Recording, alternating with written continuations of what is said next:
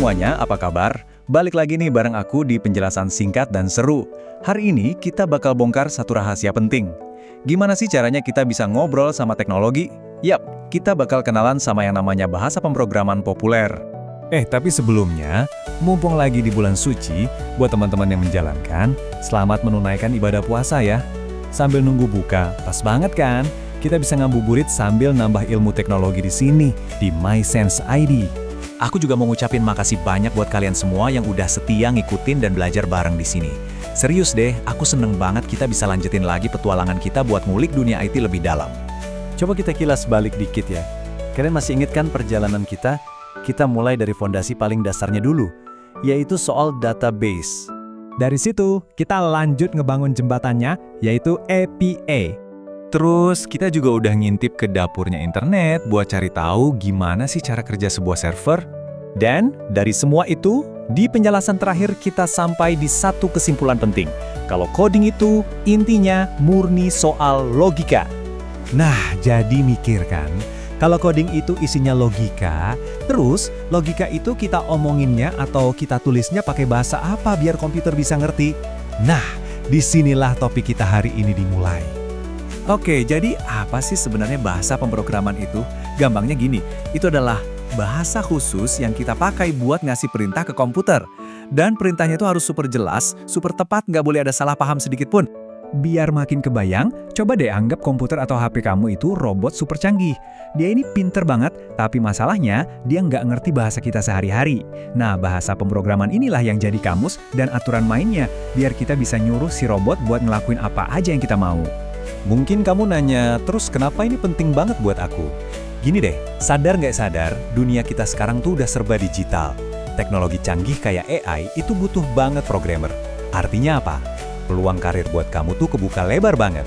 Dan yang paling keren, ini ngasih kamu kekuatan buat jadi pencipta, bukan cuma sekedar pengguna. Oke, sekarang waktunya kita kenalan langsung sama bahasa-bahasa para robot ini. Anggap aja mereka ini kayak karakter-karakter utama di film. Masing-masing punya sifat dan jagoannya sendiri-sendiri. Pertama, ada si paling ramah, Python. Kalau kita pakai analogi robot pesta teh, Python ini bahasanya tuh simple banget. Sampai robot yang baru belajar aja langsung ngerti. Di dunia nyata, dia ini otaknya AI. Kenapa? Soalnya dia punya banyak alat bantu yang canggih buat analisis data. Jadi pas kamu lihat rekomendasi di TikTok, itu si Python yang lagi sibuk nebak seleramu. Selanjutnya, ada si paling lincah, JavaScript. Di pesta robot kita, dialah yang tugasnya nyalain lampu warna-warni dan muterin musik. Di dunia nyata, JavaScript inilah yang bikin website jadi hidup dan interaktif. Setiap tombol yang kamu klik, setiap animasi keren yang muncul, itu semua berkat kelincahan si JavaScript. Terus ada si serba bisa, Java. Dia ini tipe robot yang saking andalnya bisa dikirim buat ngurusin banyak pesta di rumah-rumah yang beda secara bersamaan. Karena keandalannya ini, Java jadi kekuatan utama di balik jutaan aplikasi dan game yang ada di HP Android kamu. Stabil banget. Terakhir, ada duo jagoan, C dan C++. Mereka ini ibarat robot super cepat yang tugasnya ngurusin pesta raksasa dengan ribuan tamu. Kenapa bisa secepat itu? Soalnya, mereka ini ngobrolnya paling dekat sama bahasa mesin komputer. Makanya, mereka jadi mesin utama di balik game-game dengan grafis super realistis. Nah, yang paling seru tuh ini. Tanpa kita sadari, sebenarnya kita tuh dikelilingi sama bahasa-bahasa ini setiap hari loh. Yuk kita lihat gimana mereka bekerja di balik layar aktivitas kita.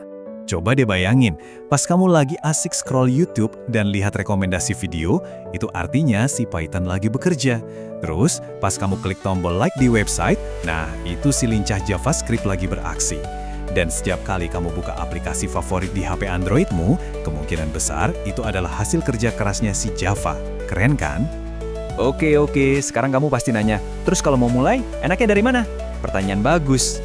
Gini, kalau kamu bener-bener baru mau coba, Python itu pilihan terbaik karena bahasanya lebih gampang dimengerti. Tapi, kalau kamu tipe yang pengen cepat-cepat lihat hasil karyamu di website, ya JavaScript jawabannya. Dua-duanya ini pintu masuk yang oke banget. Aku harap penjelasan singkat ini ngebantu kamu jadi lebih kebayang ya. Ingat, kuncinya itu bukan cuma soal belajar bahasa baru, tapi soal mengubah cara pandang kita. Untuk jadi generasi yang bisa menciptakan teknologi, bukan cuma jadi konsumennya aja.